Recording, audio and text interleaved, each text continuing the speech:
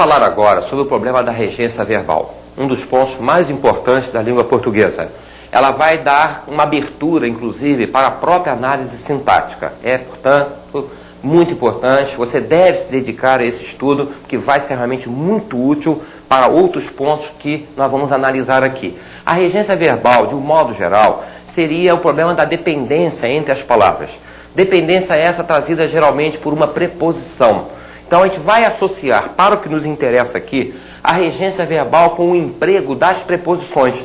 Há palavras que se ligam a outras diretamente ou se ligam a outras através de uma preposição. Aí nós estamos no âmbito da regência verbal ou até a regência nominal, como a gente vai ver mais adiante. Mas aqui nós vamos tratar especificamente da regência verbal. É importante que entenda essa divisão que a gente está fazendo aqui. Vamos tratar primeiramente da predicação. Olha, número 1, com algarismos romanos, né? Esse termo, predicação verbal, refere-se à classificação do verbo. É um problema de nomenclatura. É uma introdução das mais importantes que a gente não vai poder ir adiante, se não pegar relativamente bem esse assunto. Então vamos analisar com calma. Ó, verbo transitivo direto. Já falamos algo sobre ele, agora a gente vai acrescentar algumas coisas. Imagina o verbo comprar. Se eu falar para vocês, olha, eu comprei, e calar a boca, forçosamente alguém vai perguntar o que é que você comprou, não é verdade? Porque se eu compro, claro, eu compro alguma coisa, e a pessoa vai querer saber o que é que eu comprei. Então, quando eu digo comprei o carro, eu digo que essa frase está com sentido completo. Se eu tirasse o carro, ela estaria precisando de mais alguma coisa. Então, esse verbo pede um complemento. É chamado verbo transitivo.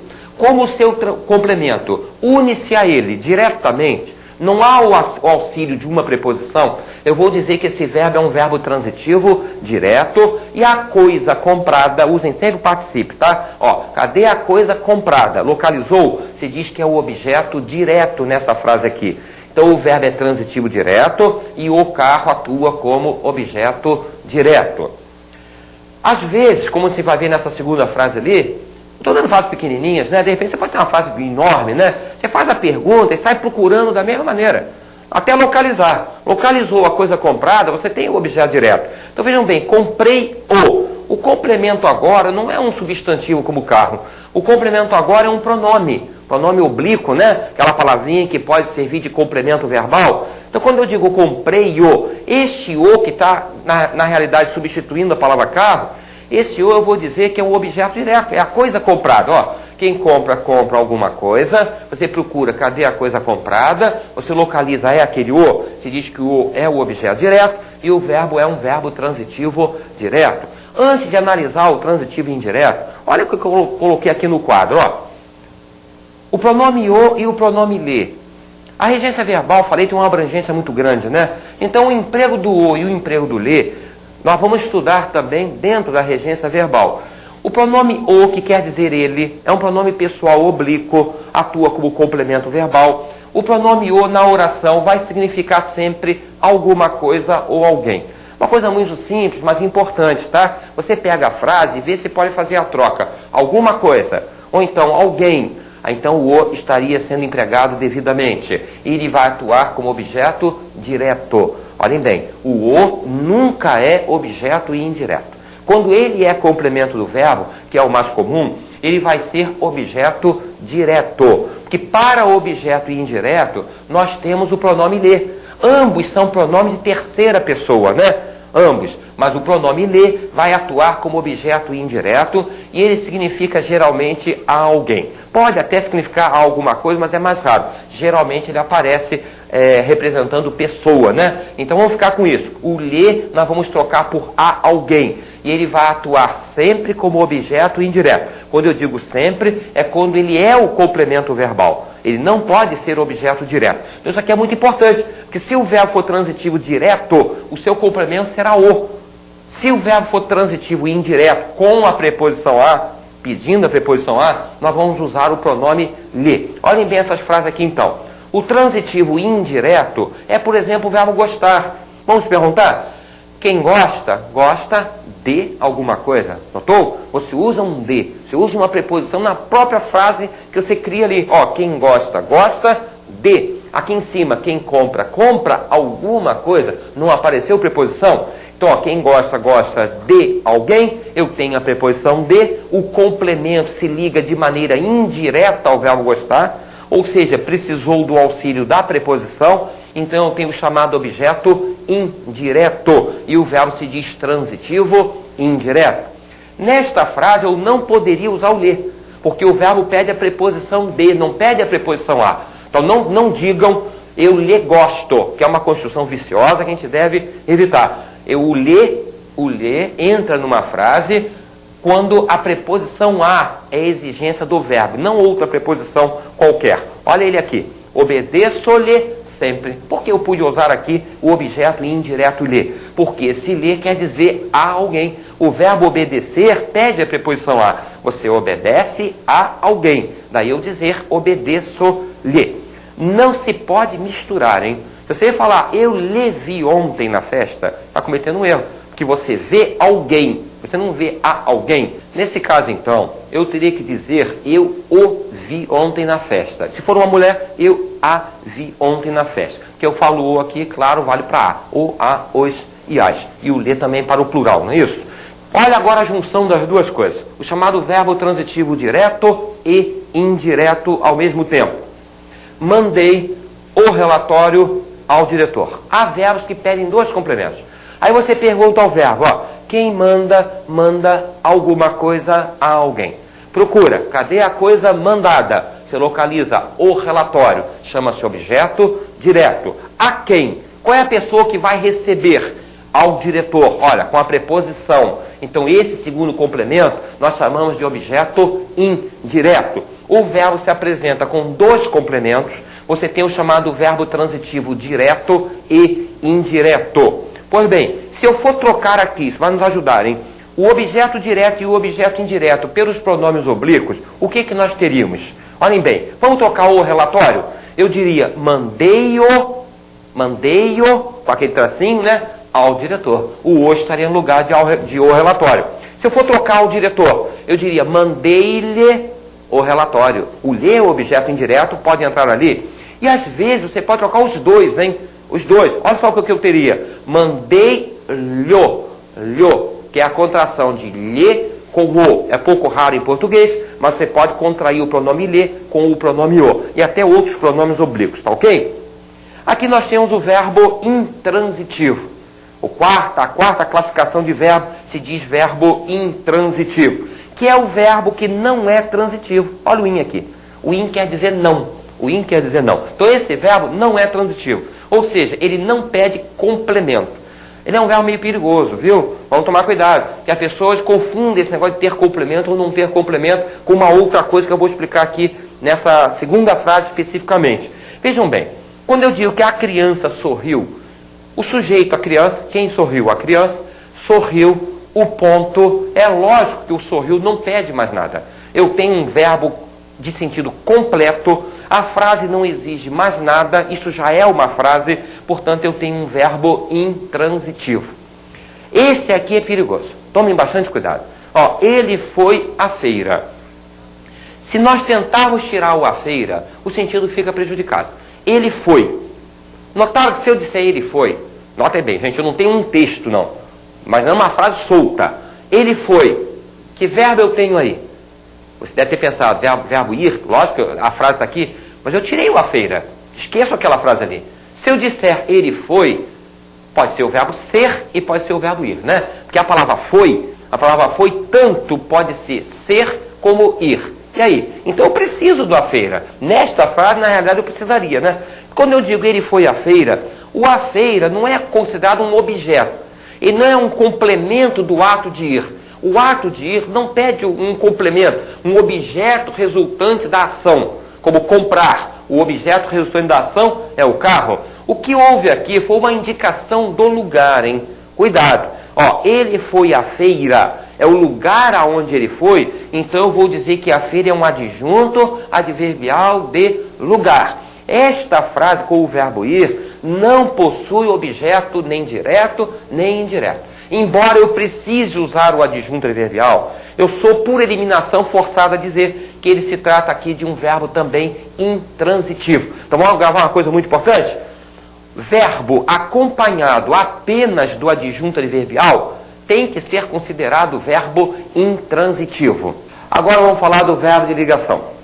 Você tem aqui 10 verbos que provavelmente estão na sua cabeça. Deve ter memorizado isso em outras épocas da sua vida. Praticamente o brasileiro sempre memoriza esses verbos aqui. Ser, estar, parecer, ficar, continuar, permanecer, andar, virar, tornar-se e achar-se. Esses verbos e possíveis sinônimos, há mais alguns, sem dúvida são os mais importantes, são os mais conhecidos. Costuma-se dizer que são verbos de ligação. Mas eu não quero que você saia por aí bancando o papagaio e só gravando. Há coisas em português que não podem ser decoradas assim arbitrariamente. Você tem que saber que esses verbos podem ser de ligação ou não. E nisso há um risco muito grande. Porque a pessoa normalmente vê o verbo estar e diz logo, sem pensar, que se trata de verbo de ligação. O verbo de ligação é um verbo de estado ou mudança de estado. Ou seja, ele nunca vai indicar uma ação verbal. Se você perceber que não é estado ou mudança de estado, não pode ser verbo de ligação, mesmo que esteja naquele grupo ali. Então vamos aqui para as frases que a gente esclarece muito bem isso. Ó.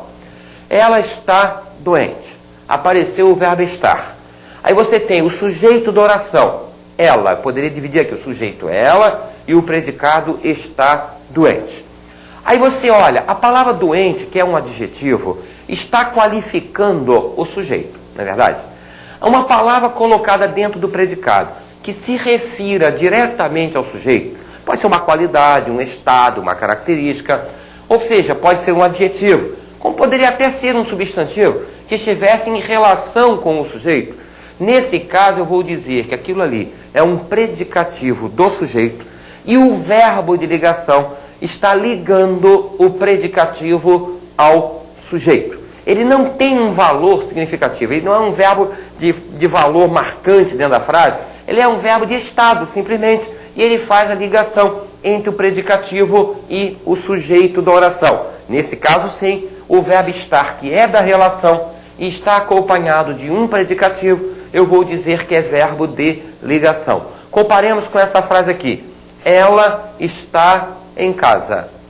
Vamos ver a memória, hein? Falei disso agora há pouco, hein? Ó, está em casa. O verbo é o mesmo.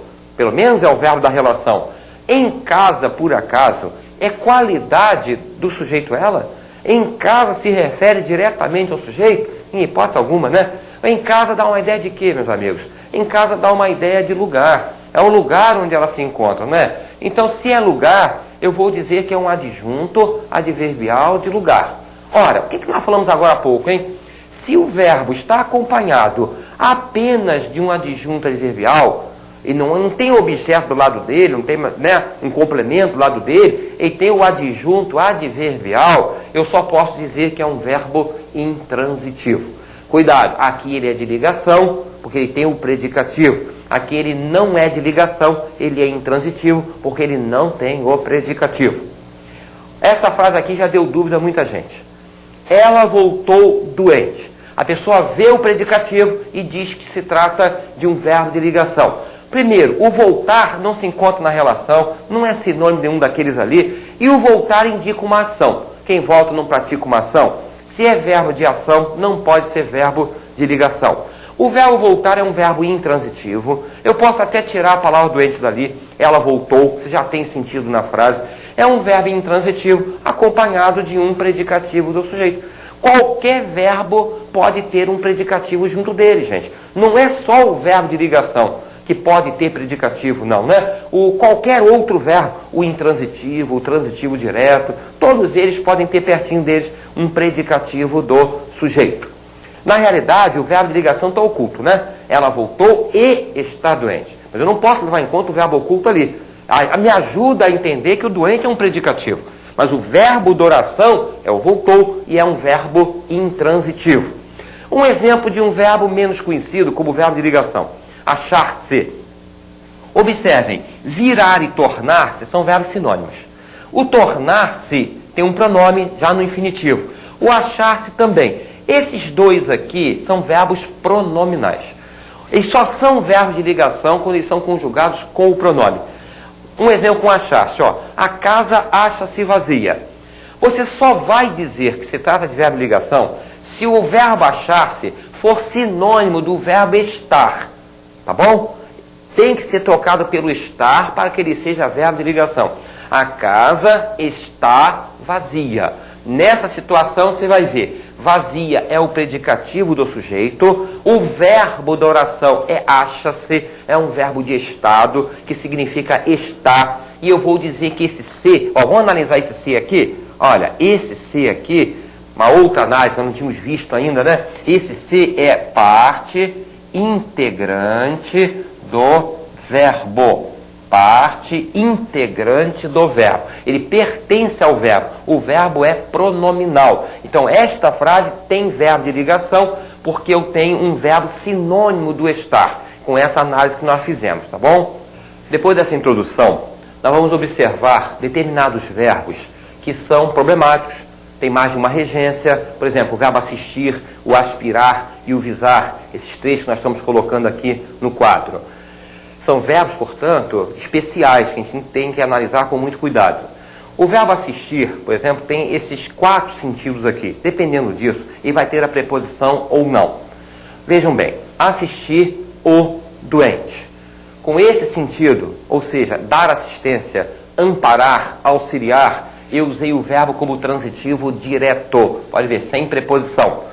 Com esse mesmo sentido, eu também posso usar ao doente, passaria a ser o objeto indireto, e o verbo, então, é considerado transitivo indireto. Quer dizer, com o mesmo sentido, ele pode ser direto ou indireto. Muito mais usado hoje em dia como transitivo direto.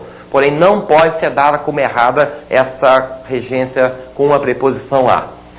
Já nessa segunda frase, nós temos o assistir com o sentido de ver. Olha só, gente. Assistimos ao filme. Não digam assistimos o filme. Uma tendência quase que absoluta no meio do povo a tirar essa preposição daqui, não é verdade? Não façam isso. Assistimos ao filme. Porque o verbo assistir, significando ver, presenciar, é um verbo que exige a preposição a. Ele é um verbo transitivo indireto. Agora eu falo assim, ó. Não lhe assiste o direito. A gente tem que usar o e lhe de vez em quando, né? Então, estou botando o lhe aqui nessa frase. Não lhe assiste o direito. Ou seja, não assiste a você, não assiste a alguém o direito. Isso aqui nós aprendemos já que se trata de um objeto indireto. O verbo tem um objeto indireto, eu vou classificá-lo como transitivo indireto.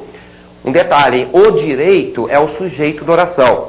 Até não parece a princípio, né? Porque o verbo assistir aqui significa caber, competir, não lhe cabe o direito, não lhe compete o direito. É como se dissesse assim, o direito não compete a você, o direito não cabe a você, o direito não assiste a você. Classifiquem o direito como o sujeito da oração. O único complemento dele é o pronome lhe. Portanto, o verbo é transitivo indireto. Esse aqui, ele assistia em Brasília. Provavelmente a pessoa, ao bater com os olhos nessa frase, vai dizer que o verbo é transitivo e indireto, né? Com a preposição em. Lembra do que eu falei? Em Brasília tem a preposição em, mas em Brasília indica o lugar. O lugar. Isto aqui seria um adjunto adverbial de lugar. Ou seja, o verbo é considerado intransitivo. Portanto, assistir com a preposição em significa morar, residir, pouco usado no português atual, porém correto. E ele vai ser considerado um verbo intransitivo. Estão aí as 4 frases perfeitas, com sentidos diferentes do verbo assistir. Olha o problema do aspirar agora. Quando eu digo aspirei o perfume, eu tenho um verbo aspirar com o sentido de sorver, inspirar, levar o ar aos pulmões, né? Nesse caso, o verbo aparece como transitivo direto. Lembra exatamente o aspirador de pó, né? Aspirando o pó, sorvendo. Com esse sentido, objeto direto, o perfume. Caso o verbo aspirar signifique desejar, almejar, você vai ter que botar a preposição a.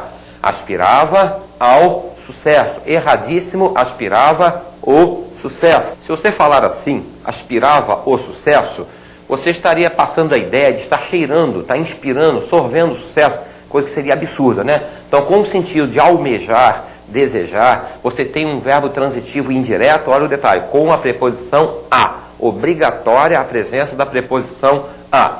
Aí eu aproveitei essa frase aqui para adiantar uma coisa. Ó, aspirava à felicidade.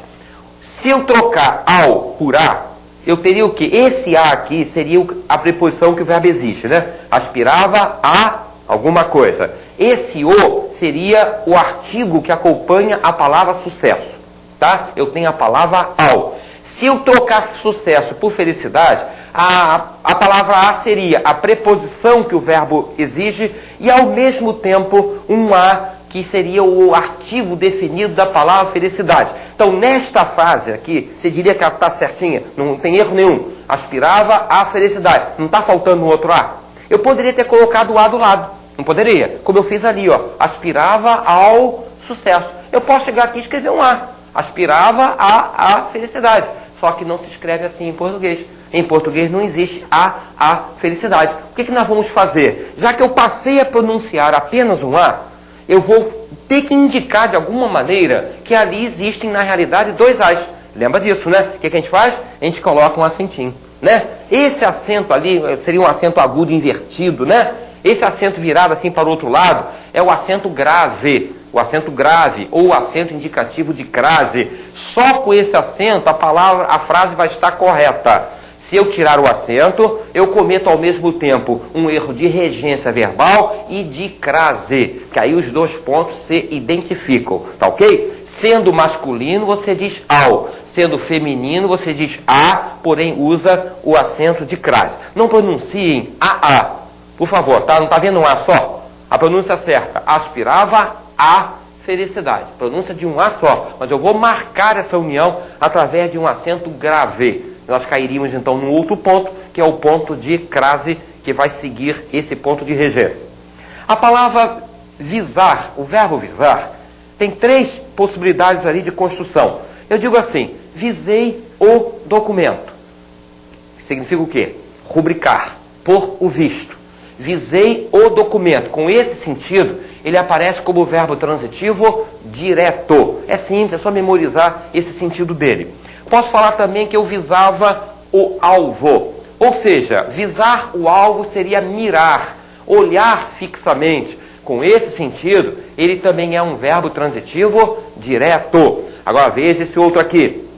Visavam ao bem de todos. Eu não posso dizer visavam o bem de todos. Aqui ele significa desejavam, pretendiam, semelhante ao verbo aspirar. O verbo visar aqui exige a preposição a. Ele passa a ser um verbo transitivo indireto. Erradíssimo, portanto, visavam o bem de todos. Nunca escrevo nem falo dessa maneira. Visavam ao bem de todos. Vocês já observaram que nesses três verbos eu fiz essa divisão com letras, né? Quando eu fizer isso, é porque eu quero me referir a sentidos diferentes. Então vamos ver adiante com os próximos casos, que nem sempre vai ocorrer essa divisão com letras. Eu quero marcar isso exatamente com as letras. A divisão vai indicar sentidos diferentes. Esses três primeiros verbos precisam ser aprendidos assim. Grava o sentido, vê através do sentido dele, por meio do sentido dele, se ele pediria preposição ou não, e você vai saber construir com perfeição a sua frase. Emprego dos verbos perdoar e pagar. Quando eu coloco dois verbos assim, é que se trata da mesma situação. Perdoei o erro. Você tem um verbo transitivo direto. Perdoei ao colega. O verbo passa a ser transitivo indireto. Olha bem, sabe que você percebe por que isto aqui é objeto direto e isto aqui é objeto indireto? Vamos pensar no verbo pagar. Tá? Colocando assim por cima, imaginando, ó. Paguei, a sua atenção, hein? Paguei o carro. Está bem? Atenção. Aqui eu diria, paguei ao funcionário. Pensa um pouquinho e me diga o que é o objeto direto e o que é o objeto indireto desses dois verbos. Percebeu, né? Quando se tratar de coisa, erro, eu tenho um verbo transitivo direto. A coisa é sempre o objeto direto do verbo perdoar e do verbo pagar. Quando se tratar de pessoa, ao colega, eu tenho um objeto indireto, olha o detalhe, com a preposição a. O verbo passa a ser transitivo indireto. Foi igualzinho para o pagar, como nós vimos, né? paguei o carro. O carro seria objeto direto porque é coisa. Paguei ao funcionário. Ao funcionário seria objeto indireto porque é a pessoa. Vamos unir aqui os dois. Perdoei o erro ao colega. Né? O que eu fiz? Peguei as duas frases ali e misturei nessa terceira aqui. Pode ver. Perdoei o erro ao colega. Estão vendo aqui os dois objetos, não estão? O objeto direto, o erro, e o objeto indireto, ao colega. O verbo passa a ser transitivo direto e indireto. Claro que eu poderia também falar assim. Perdoei o erro do colega. E olha o que eu afirmo aqui. A frase está certa, mas o verbo passaria a ser transitivo direto. Sabe por quê? Porque o do colega, na realidade, com a preposição de, não está ligado ao verbo perdoar. O do colega se relaciona diretamente com o substantivo erro. O que eu teria aqui? Perdoar alguma coisa. Qual é a coisa perdoada? O erro do colega. Tudo isso aqui seria o objeto direto. Portanto, o verbo passa a ser considerado transitivo direto. Mas você pode usar os dois. O que vai mudar é apenas a análise. Com a preposição a, eu tenho um objeto indireto. Com a preposição de, eu tenho um adjunto adnominal da palavra erro. Verbo preferir requer um cuidado todo especial. Verbo preferir permite uma série de inversões, uma série de coisas diferentes que com certeza tem enganado muita gente. Vamos devagarzinho, ó. Quando eu digo prefiro mais o futebol do que a natação, você tem uma frase popular, uma frase que todo mundo gosta de usar, é comum usar essa frase, né? Prefiro mais o futebol do que a natação. Porque você está fazendo uma comparação ali. Todo mundo percebe, uma comparação entre o futebol e a natação. Como a comparação em português é feita com mais do que, normalmente é assim.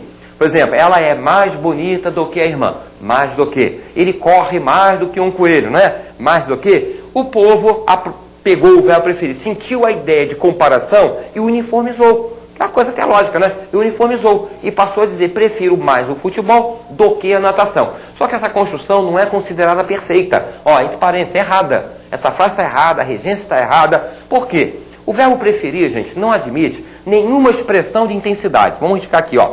Ok? Mais. Prefiro menos, prefiro 1000 vezes. Não pode. Você não pode nem aumentar, nem diminuir o valor do verbo preferir, tá bom? Quando eu digo do que a natação, o do que só está aqui por causa do mais.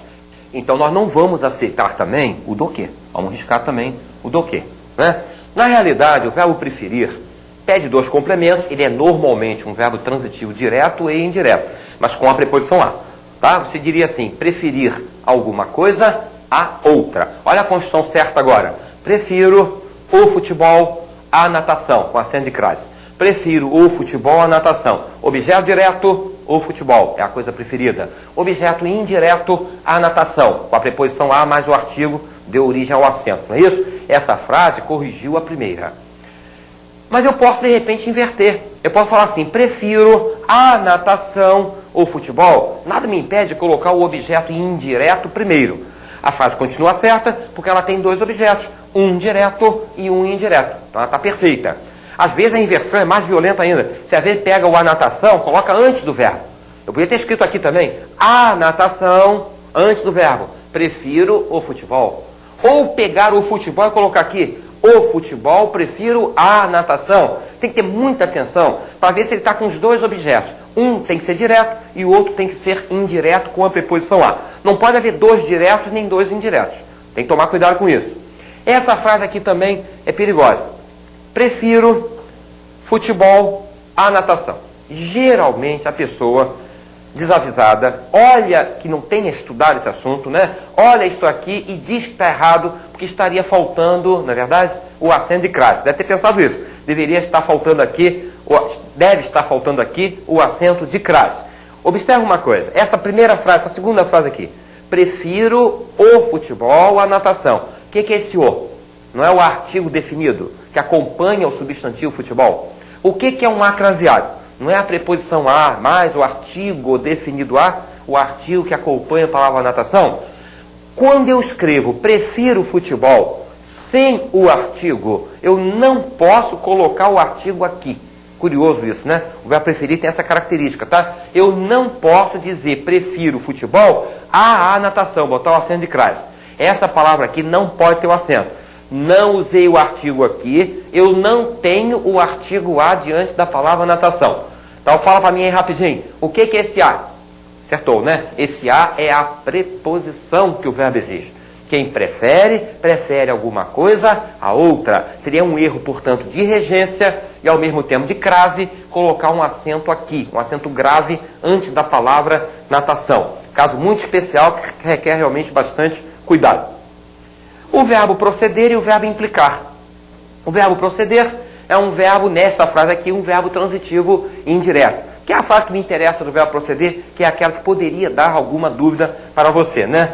O juiz procedeu ao interrogatório e não o juiz procedeu ao interrogatório. O que eu tenho ali, gente? Eu tenho o ao interrogatório, que é o objeto indireto, introduzido pela preposição a. Qual é o sentido do proceder aqui? Pode ser mais ou menos o quê? Dar início, dar andamento a alguma coisa, né? O verbo proceder com esse sentido de dar início exige a preposição a. Apareceu sem aquele a, erro de regência, tá bom? E o implicar.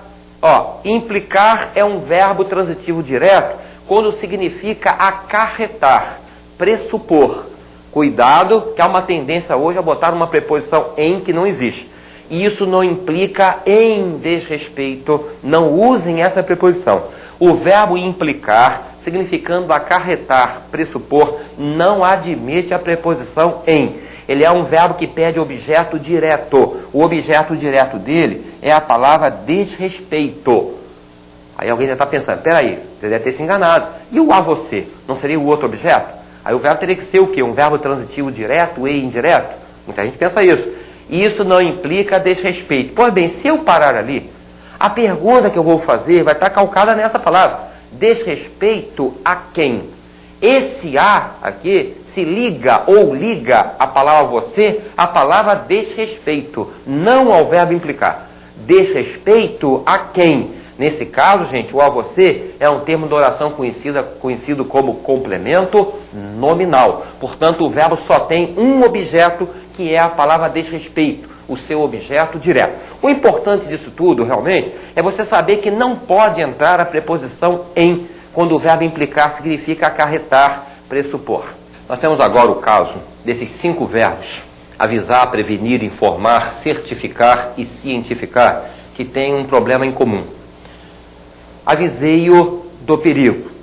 Nós vimos que o, numa frase, significa alguém ou alguma coisa.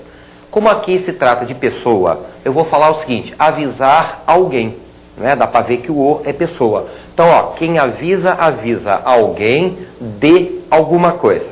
O que nós temos aqui? O verbo está com 2 objetos. O objeto direto e o objeto indireto.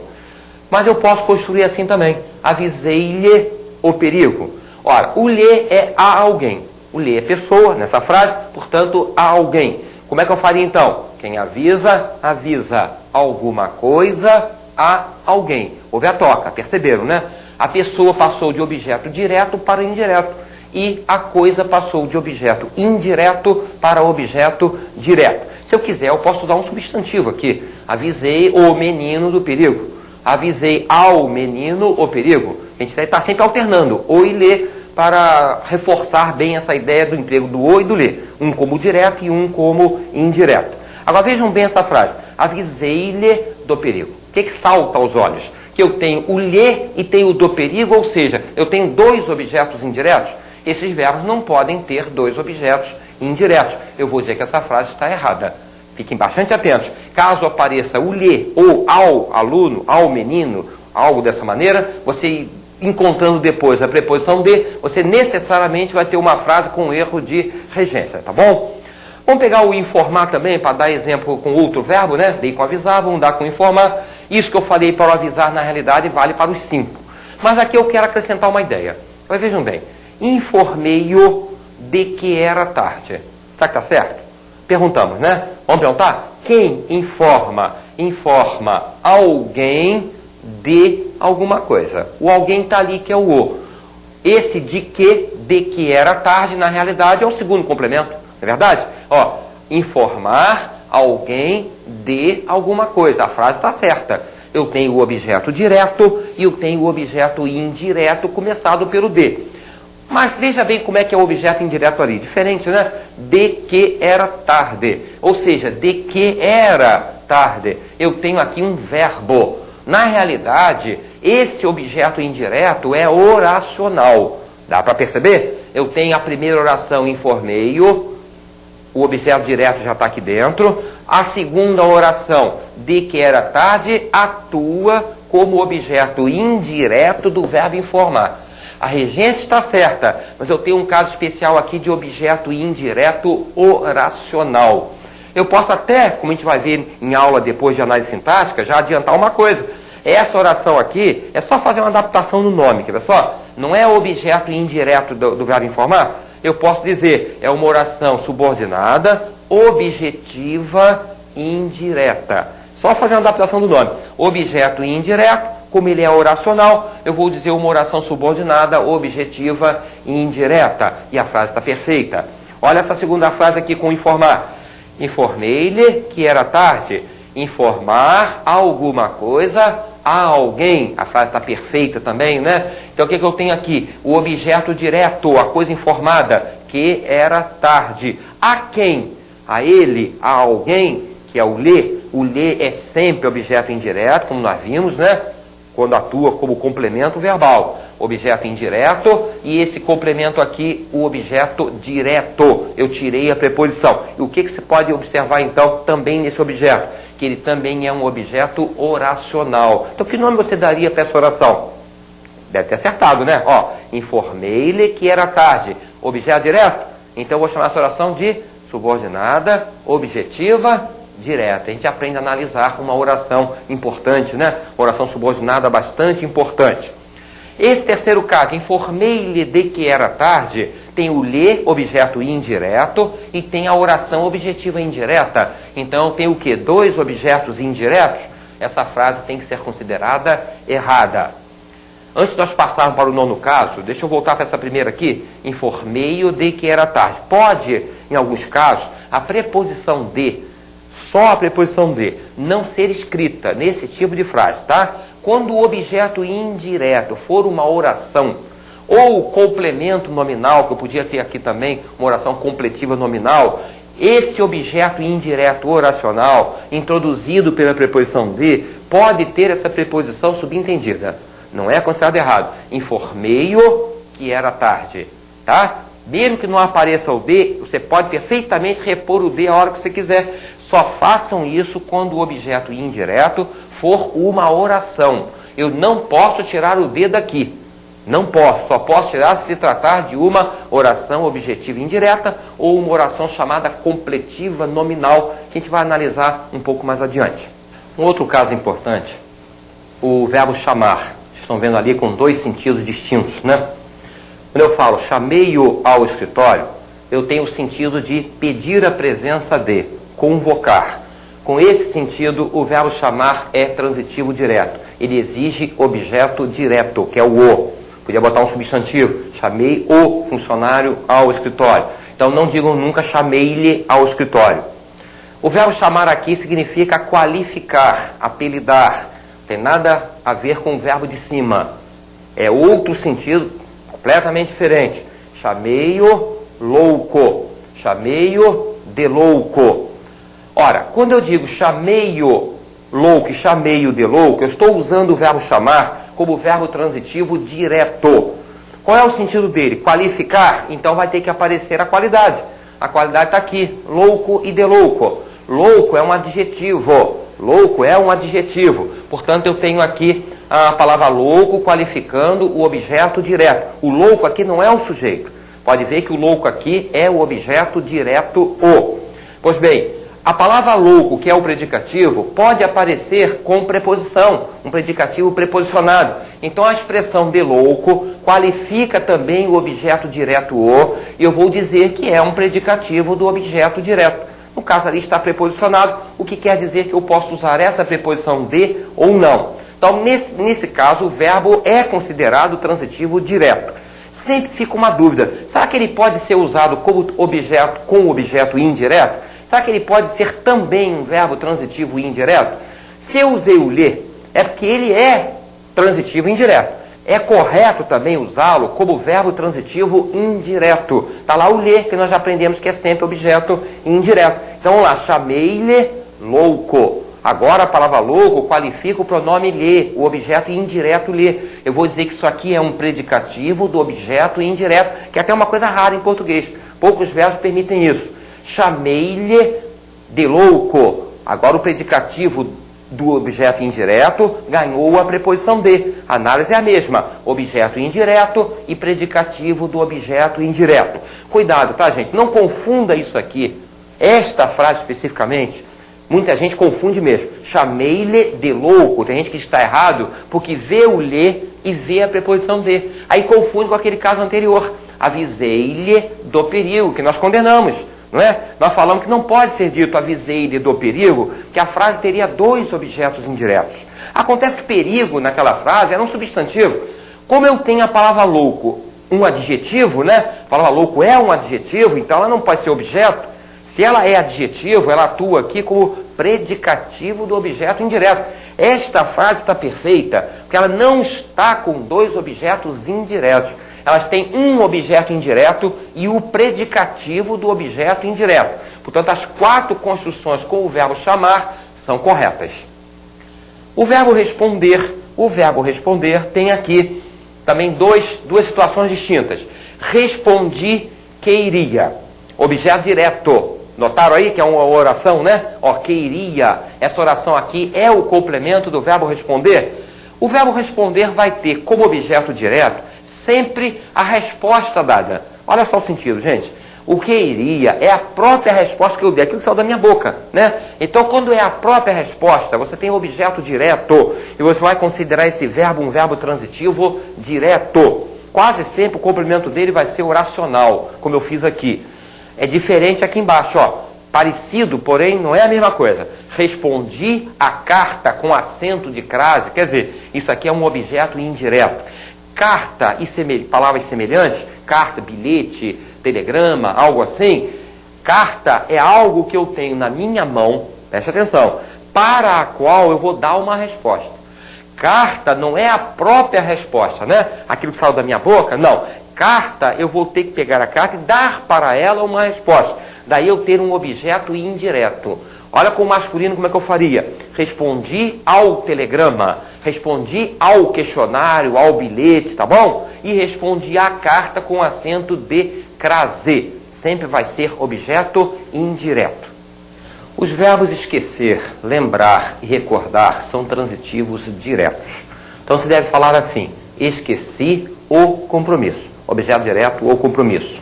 Se for lembrar, lembrei o compromisso. Recordei o compromisso. Acontece que esses verbos, às vezes, aparecem com um pronome. Esquecer-se passa a ser um verbo pronominal. Olha o pronome aqui. Pronome de primeira pessoa, porque eu disse esqueci.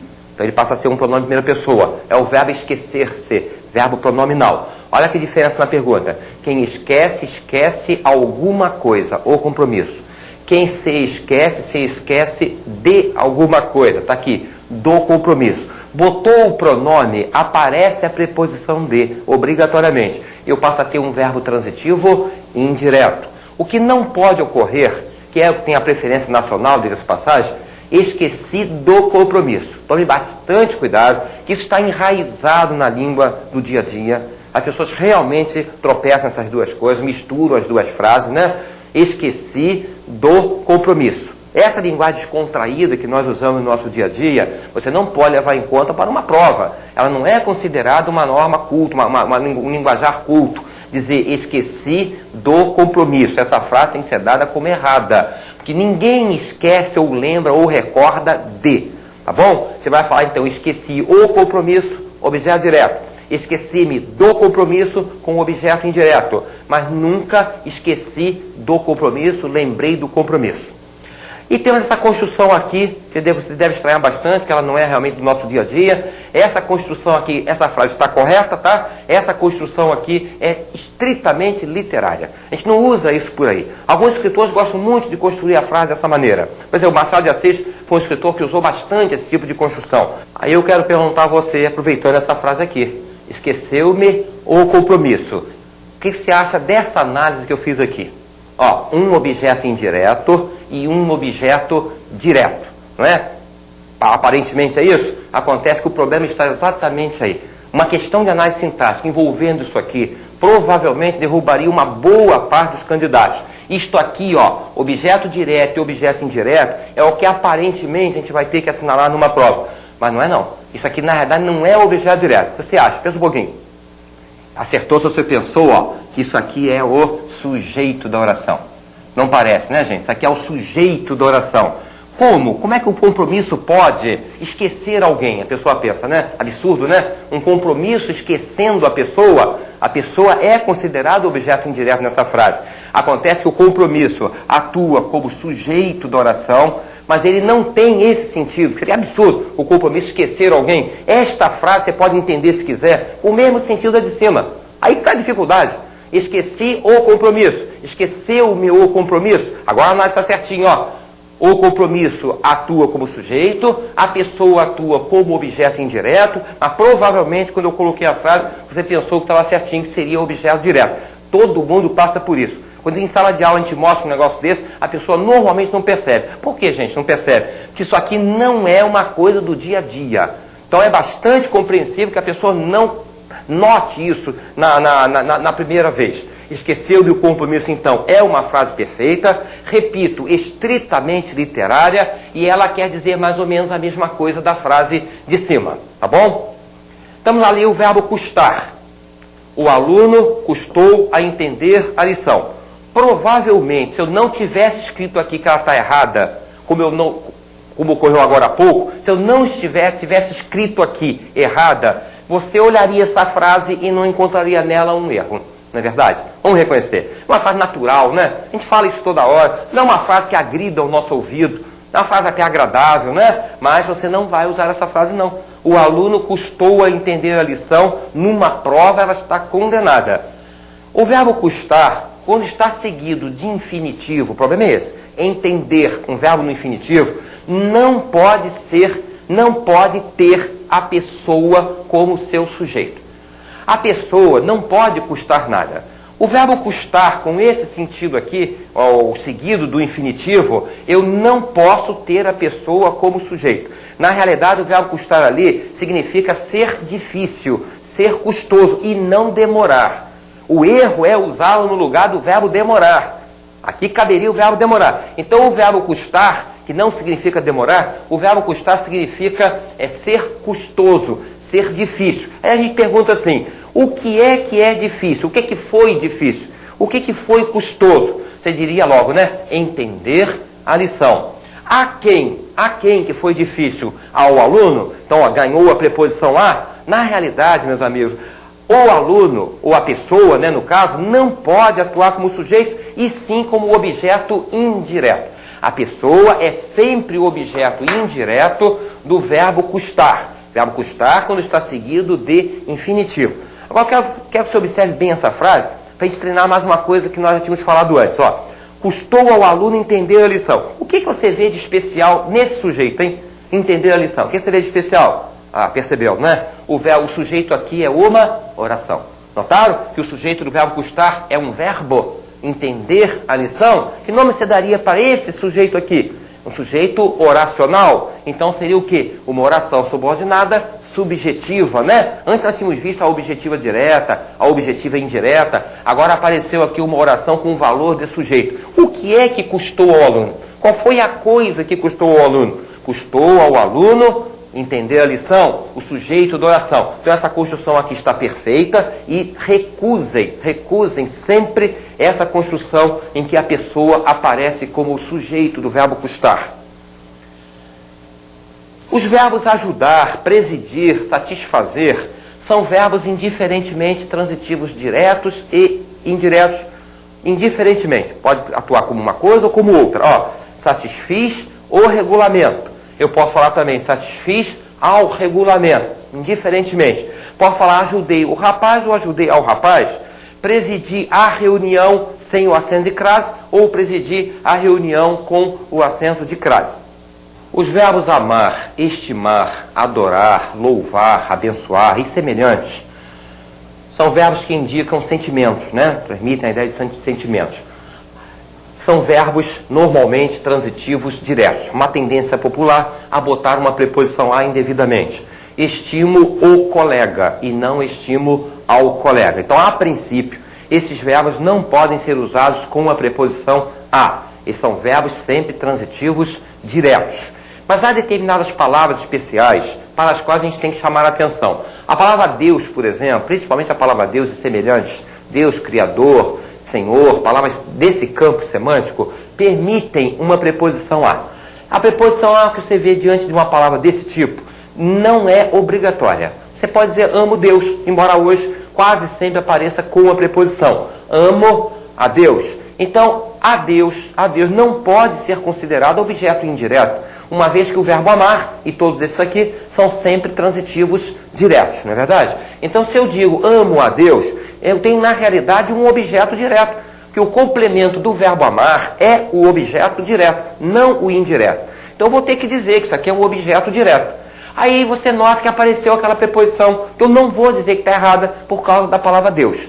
No momento que eu aceito essa preposição, e o objeto se diz objeto direto, eu vou ter que completar. Dar uma outra palavrinha ali ao lado, né? Eu vou dizer que isso aqui é um objeto direto preposicionado. É um dos casos em português do chamado objeto direto preposicionado. Ó, a Deus, objeto direto preposicionado. Cuidado que a princípio a pessoa vai imaginar que aquilo ali é um objeto indireto, é uma preposição obrigatória, quando não é. Aqui eu tenho, ó, amo-lhe. O que eu fiz? Peguei a Deus, imaginando essa frase aqui, e troquei pelo pronome lhe. Eu estou dizendo que está errada. Por que está errado se eu posso dizer a? Amo a Deus. Saberia me dizer por que fica errado usar o pronome lhe?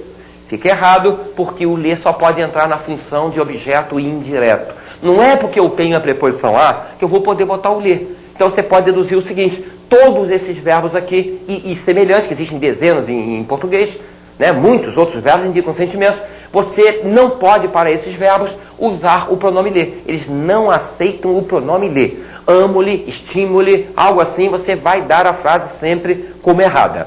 Muito bem, e agora a gente vai encerrar essa parte de regência, dando algumas observações que são realmente importantes. Ó, impressionante, né, meus amigos? Até isto aqui pertence à regência. Né? Pode ser estudado dentro da regência. Emprego dos pronomes eu, tu, né? E os pronomes mim e ti.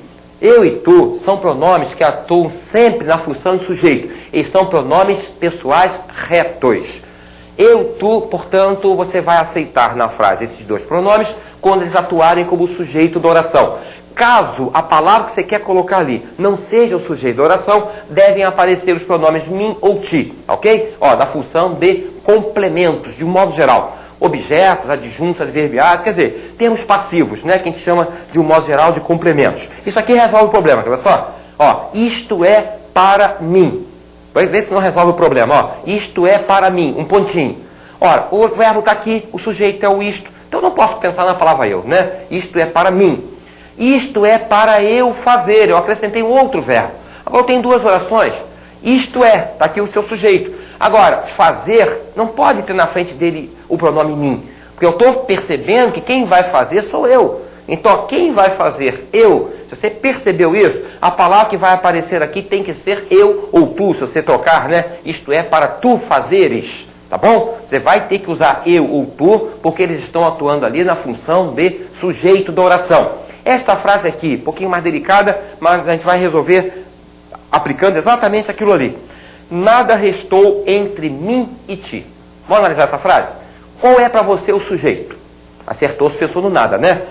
O que restou? Qual é a coisa que restou? Nada. Nada restou. Aí entrou essa expressão aqui, começava pela preposição entre. Entre mim e ti. Pensa um pouquinho. Por que eu não poderia dizer aqui entre eu e tu? Por que eu não poderia? Porque o sujeito da oração está aqui.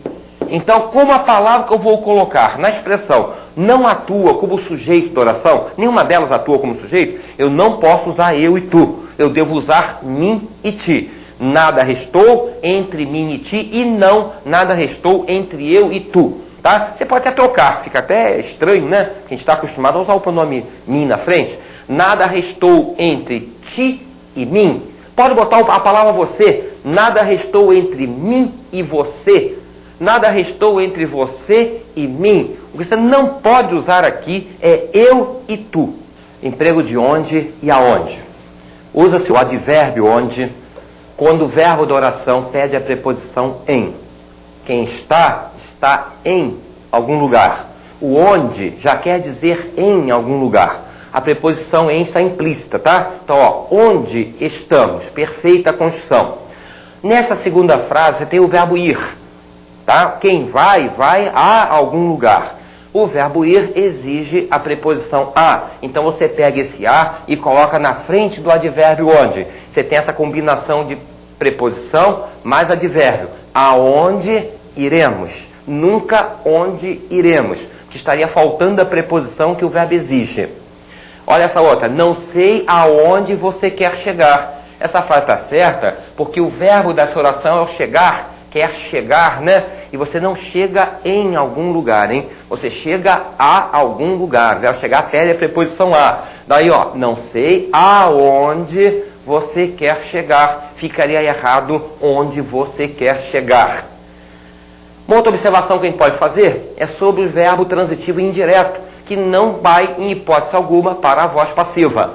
Quando eu digo que o filme foi assistido com o verbo ser e o particípio, por todos, eu tenho uma frase na voz passiva, né? Foi assistido por todos, o filme estaria sofrendo ação. Essa construção está errada, essa frase está errada, porque o verbo assistir, como você vê aqui na correção que eu faço, olha, todos assistiram ao filme. Nós já estudamos esse verbo, ele é um verbo transitivo e indireto, ele pede a preposição a ao filme, portanto eu não posso pegar essa frase, gente, e passar para a voz passiva. Recusem numa prova essa frase aqui. Vamos considerar essa frase errada, porque a frase perfeita teria que ser esta de baixo. Há um verbo que a maioria dos gramáticos aceita realmente na voz passiva. É o verbo transitivo e indireto obedecer. Tá? Ele obedeceu à lei, com crase. A lei foi obedecida por ele. Esta frase a gente não pode dar como errado. É o único verbo da língua, verbo transitivo indireto, que admite realmente a voz passiva. Finalmente temos essa construção aqui muito especial. Ó. Chegou a hora do menino estudar. Se eu observar bem, eu tenho duas orações, né? Chegou a hora. Uma, o verbo chegou. Segunda oração, do menino estudar. Aí eu vou perguntar, quem vai estudar? Não é o menino?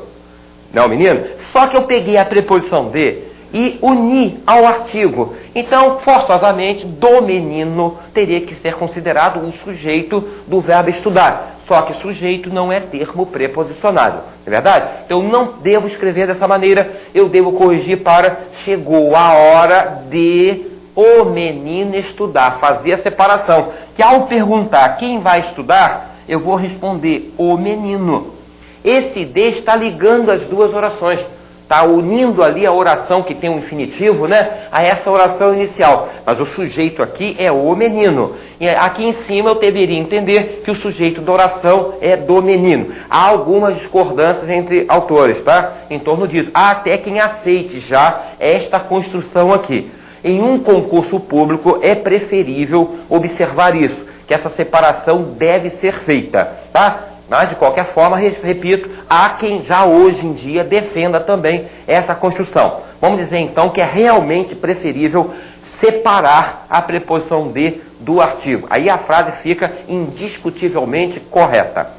A partir de agora, vamos falar de um outro ponto, que é a crase, mas que, na realidade, está, de certa forma, na dependência daquilo que nós vimos há pouco, né? Que foi a regência verbal. Então, você tem o ponto chamado crase. Crase é a união de dois sons iguais em um só. Quando essa união se dá entre dois as dentro da frase, nós marcamos essa união através de um acento. Vejam bem isso aqui. Vamos ao campo. Por que eu escrevo ao? Porque o verbo ir pede a preposição a. Aqui eu tenho, na realidade, duas palavras. Ó. Esse a é exigência do verbo. É a preposição que o verbo exige. Isso é regência. Quem vai, vai a algum lugar. A palavra campo é um substantivo masculino. Olha quem é que eu usei aqui. O campo. Essa palavrinha aqui se chama artigo. Artigo definido, não é? Então a palavra campo, que é um substantivo masculino, está acompanhado do artigo o, artigo masculino.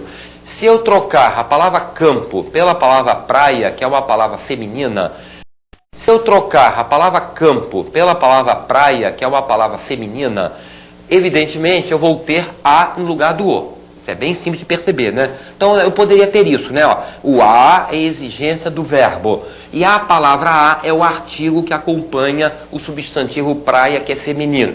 Só que em português nós não temos a. Nós temos a o, a combinação da preposição com o artigo. Mas eu não tenho em português a praia. O que ocorreu? O povo passou a pronunciar um A só, e a gente vai marcar essa união através desse acentinho aqui, que é um acento agudo invertido. Esse acento aqui eu vou chamar de acento grave ou acento de crase, ou ainda acento indicativo de crase. A crase, gente, não é o acento. Tá? A crase é a união entre esses dois As. Gramaticalmente falando, aqui dentro eu tenho dois As. Tá? Eu tenho a preposição que o verbo exige e eu tenho o artigo que acompanha o substantivo praia. Não podemos ir adiante nesse ponto se não entendermos bem isso aqui. Existem tipos diferentes de crase. Tipos diferentes de crase. Então aqui os 3 tipos que a gente quer destacar. Quando eu digo dirija-se à secretaria, eu tenho um verbo que pede a preposição a. Quem se dirige a. A exigência é essa, né? Que haja um verbo que peça a preposição a. Dirija-se a. A palavra secretaria é um substantivo feminino. Então o artigo que vai acompanhar esse substantivo terá que ser qual? O artigo a. Os dois As se uniram e nós vamos colocar um acento ali. Mas qual foi essa união? Entre a preposição a e o artigo definido a. Ou seja, semelhante, ou a mesma coisa, né, que esse exemplo inicial. A preposição mais o artigo. Este tipo de crase, entre a preposição a e o artigo definido feminino a, é o tipo mais comum. Pega a grande maioria dos casos, né? A preposição e o artigo. Agora, olhem bem, diga isso àquele senhor. Vamos apelar para a nossa regência. Quem diz alguma coisa a alguém. Ora, eu não estou vendo nenhum a. Cadê o a? Eu deveria ter colocado esse a na frente do pronome aquele, não é verdade? Eu poderia ter escrito, diga isso a aquele senhor. Ou até, diga isso para aquele senhor. Eu não estou vendo essa preposição, nem a nem para. A preposição a, que eu poderia ter escrito ali, vai se unir ao a inicial do pronome. Porque em português também não existe a aquele. A aquele. Quando ocorre isso aqui, os dois A se fundem. E eu vou botar o acento para indicar que houve a crase entre a preposição a e o pronome demonstrativo aquele. Mais precisamente, entre a preposição a e o a inicial do pronome demonstrativo aquele. Você vai até ver que aquele senhor é masculino. Não é? E a gente vai falar mais adiante que só há crase entre a preposição e uma palavra feminina. Quando eu disser isso para vocês, como qualquer livro de português faz, eu só estarei me referindo a esse tipo de crase aqui, que é aquela crase entre a preposição e o artigo. Aí sim, a palavra tem que ser feminina. Se é crase com artigo, eu necessariamente vou ter que ter ali na frase um substantivo feminino, não é? Não é esse caso. Por isso estou dizendo, são tipos diferentes de crase. São tipos diferentes de crase, tá? Aqui foi entre a preposição e o a inicial do pronome aquele. Independe aí de ser masculino ou feminino. Refiro-me a que está na gaveta. É uma outra situação. O verbo referir-se, que é um verbo pronominal, eu vou incluir esse pronome na pergunta. Quem se refere a alguma coisa ou a alguém. Então, refiro-me a que está na gaveta. Esse verbo pede a preposição a. Ela está presente ali. A palavra a diante do pronome que não pode ser um artigo. Que o a para ser artigo tem que estar diante de um substantivo. A menina, a pasta, a revista, eu tenho que ter ali um substantivo. E você está vendo aqui a palavra que. Então não confunda esse caso com o de cima. A crase que houve aqui foi entre a preposição a e o pronome demonstrativo a.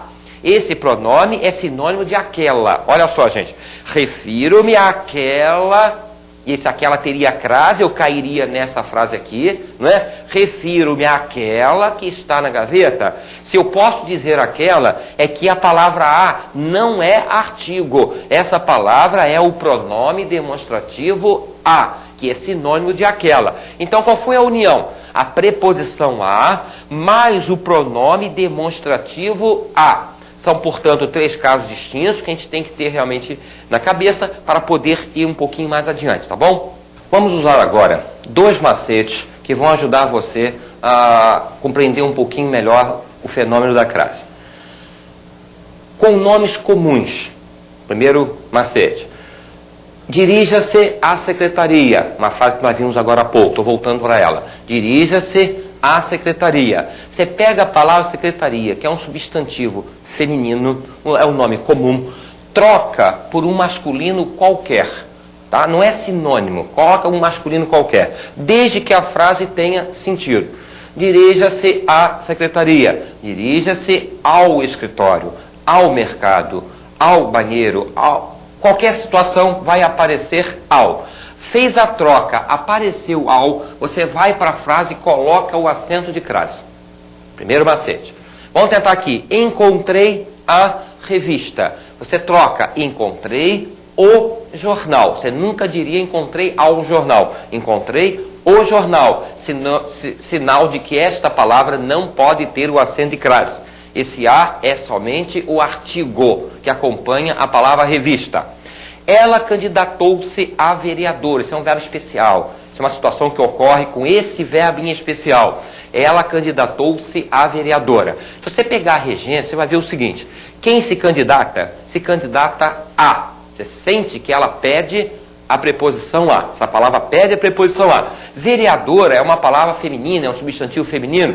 O artigo de vereadora seria qual? Seria o artigo a. Então, tudo para que a frase tenha o a craseado, né? Mas aí você usa o macete. Você vai e troca, ó. Ele, imagina o homem, ele candidatou-se. Você não diz ao vereador. Você diz, ele candidatou-se a vereador. No momento que não falou ao vereador, esse a não pode ter acento de crase. O problema do verbo candidatar-se só ocorre quando você usa o próprio cargo. Tá? Quando no complemento aparece o próprio cargo. Aí você vai pegar e trocar pelo masculino correspondente. Aliás, sendo pessoa, em qualquer situação, é preferível que você troque sempre pelo masculino correspondente. Porque eu falei aqui que basta colocar qualquer palavra, não foi? Façam isso quando for coisa. Sendo pessoa, vereadora é pessoa, usem sempre o masculino correspondente, para ter um pouquinho mais de segurança, tá bom? Aí você faz a troca e você vê. Ela candidatou-se a vereadora, ele candidatou-se a vereador. Mas eu estava dizendo então que vereador é o cargo. Vereadora é o cargo. Não sendo o cargo, você vai fazer a troca e vai aparecer algo. Por exemplo, ela candidatou-se à Câmara. Câmara não é o cargo, é a casa, né? Uma das casas, né? Que constitui o Congresso. Então você diz, ela candidatou-se à Câmara. O que eu vou fazer? Vou pegar a palavra Câmara e trocar, evidentemente, por Senado. Eu teria o quê? Ela candidatou-se ao Senado. Então a Câmara com acento de crase. Esse impedimento do acento com o verbo candidatar-se só vai existir quando for o cargo exercido pela pessoa. Aí você troca pelo masculino correspondente, você vai ver que aquele a não pode ter o acento de crase. Esse a, você sabe o que ele é? Pergunta. Quem se candidata a. Olha ele aqui. O que é isso mesmo? Isso é uma preposição. Já está firme nisso, né? O segundo caso, com nomes próprios de lugar. Iremos à Bahia. Agora o macete é outro, hein? Iremos à Bahia. Eu quero saber se antes da palavra Bahia eu vou colocar o acento de crase ou não. Sabe o que eu vou fazer? Eu vou pegar o verbo que apareceu, verbo que está pedindo a preposição a, que tem que ocorrer isso, né? O verbo pede a preposição a. Eu vou trocar por um outro verbo qualquer, que peça outra preposição. E aí nós vamos adotar o verbo vir, tá bom? Pegar o verbo vir. Viremos. Usem sempre o verbo vir, porque ele pede a preposição de, e a gente tem mais segurança com a preposição de. Olha como é que eu diria. Viremos da Bahia. Da Bahia. Falou da, vai para a frase e coloca o acento de crase. É sinal de que aqui eu tenho 2 A's, hein? Eu tenho a preposição a e mais o artigo a. Como aqui eu tenho a preposição de, mais o artigo a. Fazendo a troca agora antes da palavra Curitiba. Iremos a Curitiba. Aparentemente é a mesma coisa. Bahia é uma palavra feminina, Curitiba aparentemente também é uma palavra feminina. Aí você faz a troca. Viremos de Curitiba. Não apareceu da, você não pode botar o acento. Agora vamos acrescentar uma qualidade à palavra Curitiba. Vou ter a palavra bela ali para qualificar Curitiba. Iremos a bela Curitiba. Ao fazer a troca, você não pode eliminar essa palavra, evidentemente. Você tem que trocar a expressão toda. Aí eu diria assim, ó, viremos da bela Curitiba. Viremos da bela Curitiba. Apareceu da? Você vai e coloca o acento de crase. O que ocorreu aqui é que antes de nome de cidade, normalmente não há artigo. Tá? Aliás, não há nenhuma cidade em português, palavra feminina, acompanhada do artigo. Só alguns nomes masculinos de cidade é que podem ter artigo. A palavra feminina não se usa com artigo. Mas quando você bota um adjetivo ou uma expressão qualquer que se refira à palavra Curitiba, você ao fazer a troca vai perceber que aparece o artigo. Viremos da bela Curitiba. Basta fazer a troca, tá bom? Fez a troca, apareceu da, você vai e usa o acento. Vou pedir uma coisa a vocês, encarecidamente, não deixem de fazer isso. Não misturem os dois, tá bom? Não misturem os dois critérios. Você vai ter uma grande chance de errar. Aqui eu digo, o nome sendo comum, a troca é dessa palavra por uma masculina. Se se tratar de um nome de um estado, de uma cidade, de um país, de um continente, de um bairro, um nome próprio de lugar, você não vai mexer nessa palavra. Se fizer isso, você está com uma chance enorme de errar. Tá? A troca é pelo verbo. A troca é do verbo e não do substantivo Bahia ou do substantivo Curitiba. Quer ter um exemplo disso?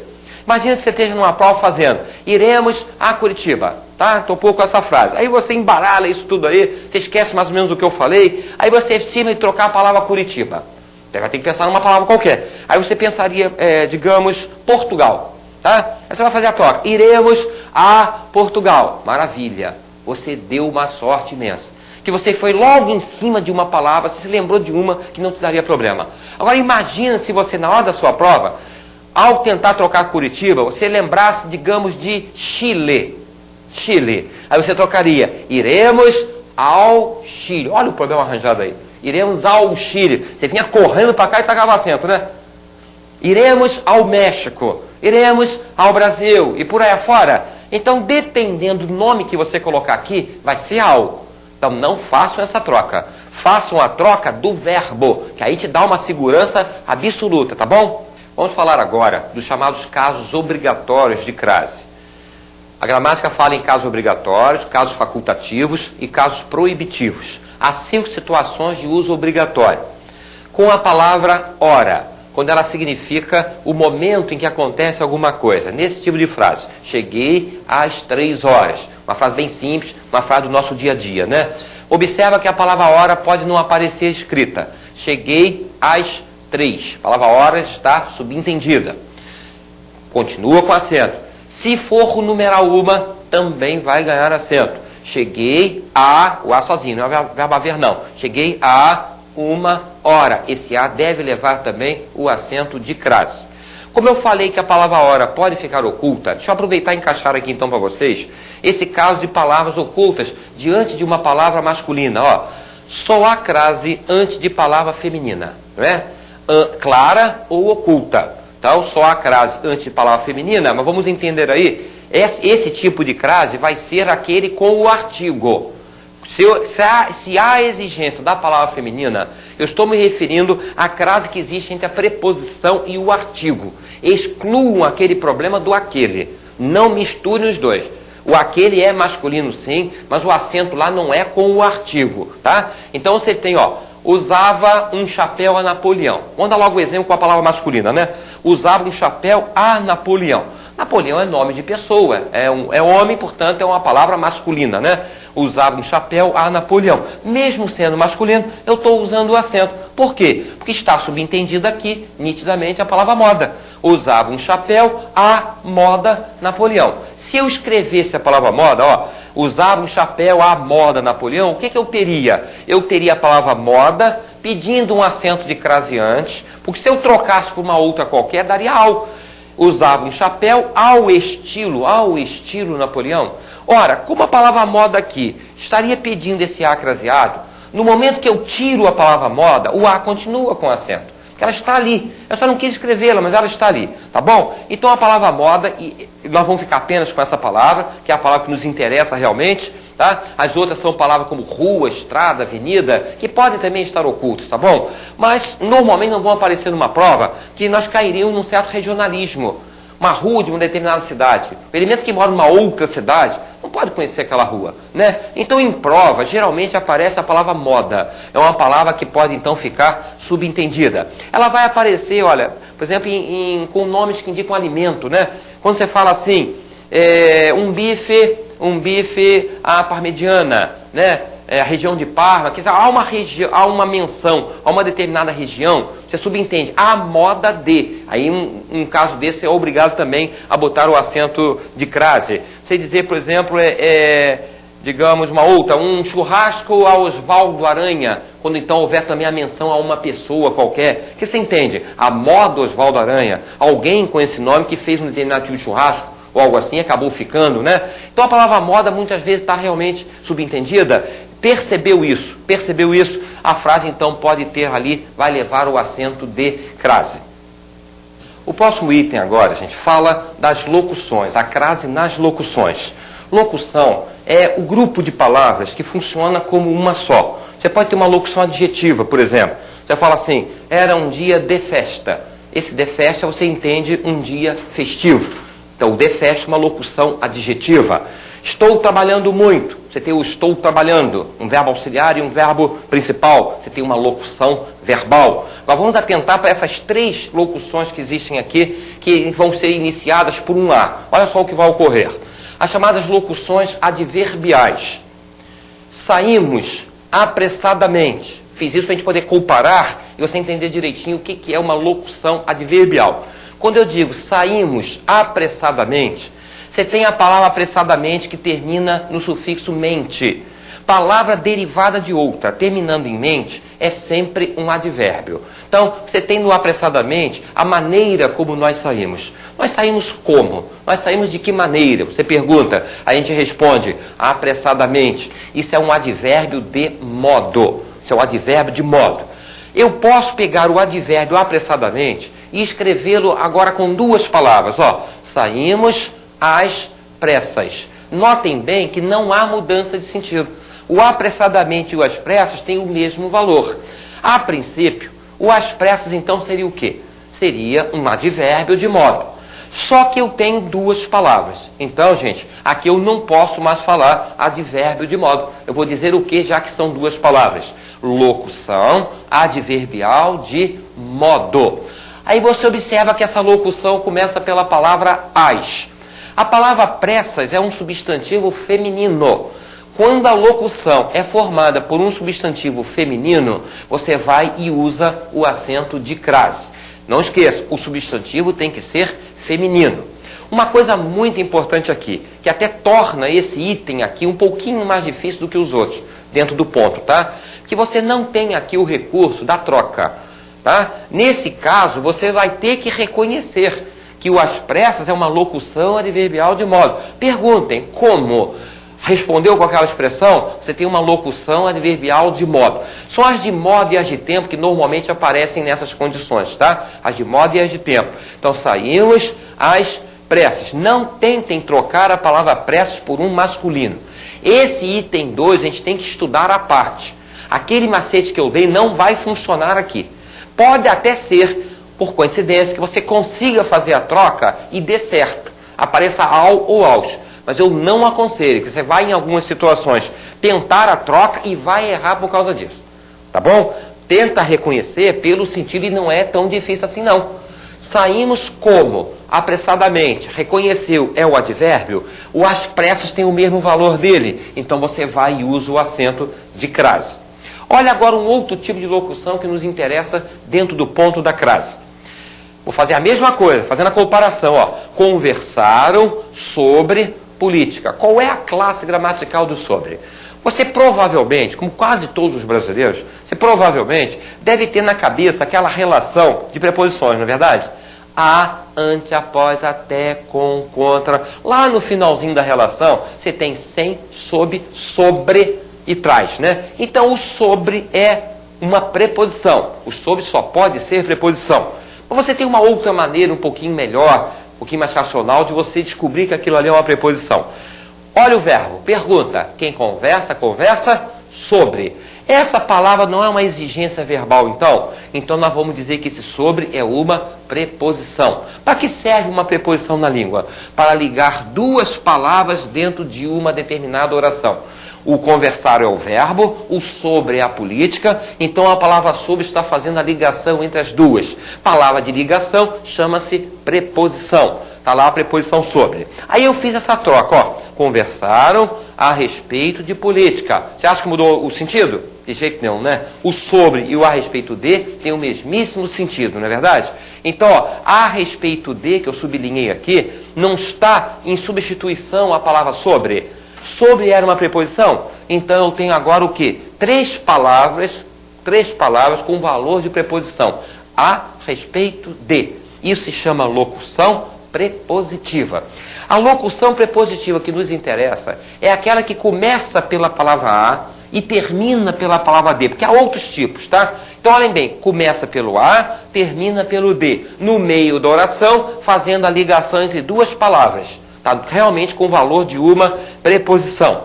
Eu dei um outro exemplo para que a gente compare as duas frases, ó. Saíram à procura de ajuda. À procura de. Começa pela palavra a, termina pela palavra de. Portanto, é uma locução prepositiva. Está ligando o verbo saíram ao substantivo ajuda. Qual é a diferença que você percebe entre essa e essa aqui? Por que será que essa segunda tem o acento e essa aqui não tem o acento? Dá para perceber? Olha bem quem vem depois. Respeito. Olha bem quem vem depois. Procura. Respeito é um substantivo masculino, procura é um substantivo feminino. Não é verbo aqui não, hein? É procurar, procura, o ato de procurar. O substantivo procura, o substantivo respeito. Locução prepositiva, formada por uma palavra feminina, você é obrigado a botar o acento. Formada por uma palavra masculina, você não pode botar o acento, porque é um substantivo masculino. Da mesma forma que eu falei aqui em cima, você não vai tentar troca nenhuma, tá bom? As locuções, as três. Não tenta troca por uma outra palavra não, que pode te atrapalhar, hein? A procura de, não tenta trocar a procura. Você tem que bater com os olhos ali e reconhecerem que o saíram está aqui, ajuda está do outro lado, e você tem aquela expressão ali fazendo a ligação. Nem sempre, tá, gente? Vocês têm uma palavra que corresponde a uma preposição. Nem sempre você tem uma locução que vai corresponder a uma preposição. O a respeito de corresponde ao sobre. O a procura de eu não consigo trocar por uma preposição simples, hein? Eu fiz isso aqui apenas para ajudar você a raciocinar naquilo que é uma preposição e naquilo que é uma locução prepositiva.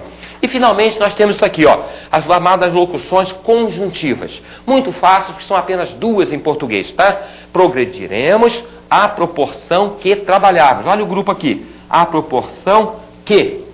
Esse aqui eu vou dizer que é uma locução, ó, uma locução conjuntiva. Por quê? Porque ela está ligando duas orações. Primeira oração, progrediremos, é verbo. Segunda oração, à proporção que trabalharmos, tem outro verbo. Aqui, gente, eu tenho duas orações. Quem liga as duas orações, quem introduz a segunda oração é a proporção que. Só existem duas em português, então é muito fácil a gente gravar, né? A proporção que e a medida que é o sinônimo dela.